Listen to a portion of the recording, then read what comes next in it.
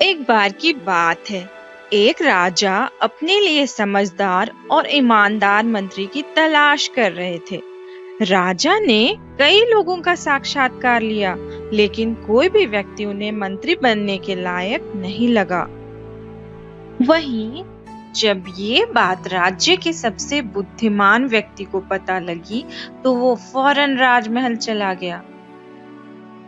राजा से मिलकर उसने कहा, मैं इस राज्य का सबसे बुद्धिमान व्यक्ति हूँ और मैं आपके मंत्री बनने के काबिल हूँ।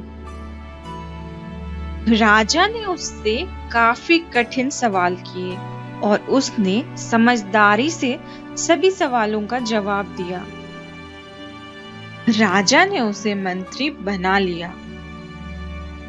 एक दिन मंत्री को रास्ते में एक बूढ़ा इंसान मिलता है, जिसके पास 3 गठरी होती है।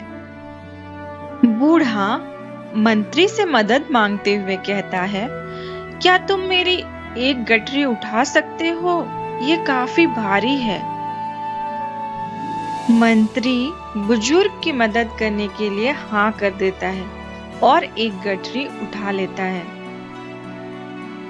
मंत्री बुजुर्ग से पूछता है कि आखिर इसमें है क्या जो ये इतना भारी है।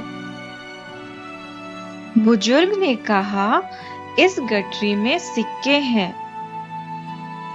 रास्ते में आगे एक नदी मिलती है, जिसे पार करना होता है। बुजुर्ग कहता है, क्या तुम मेरी दूसरी गठरी उठा सकते हो? क्योंकि 2 गठरी लेकर मैं ये नदी पार नहीं कर सकता हूँ। मंत्री दूसरी गठरी उठा लेता है और ये गठरी भी भारी होती है। बुजुर्ग कहता है, इस गठरी में चांदी के सिक्के हैं। नदी पार करने के बाद रास्ते में एक पहाड़ आता है।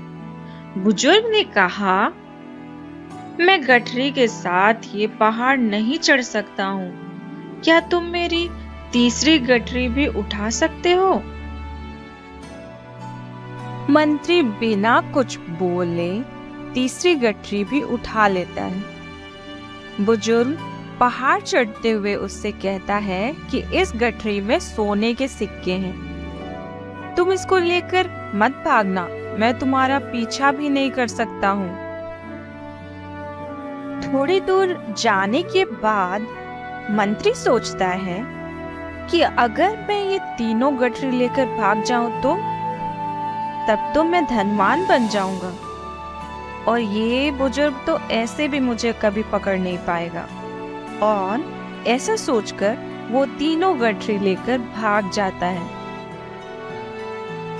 घर जाकर वो जैसे ही तीनों गठरी खोलता है तो देखता है उसमें तो लोहे के सिक्के हैं।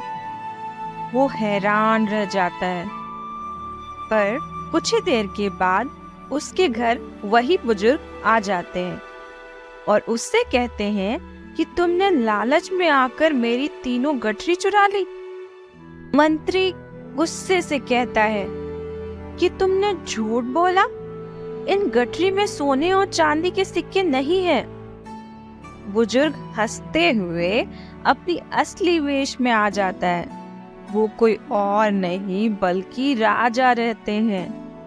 राजा कहते हैं, तुम बुद्धिमान थे, इसलिए मैंने तुम्हें अपना मंत्री नियुक्त किया, लेकिन तुम्हारे अंदर ईमानदारी बिल्कुल भी नहीं है, इसलिए तुम मेरे मंत्री बनने के लायक नहीं हो। राजा की ये बात सुनकर मंत्री को अपनी गलती पर खूब पछतावा हुआ।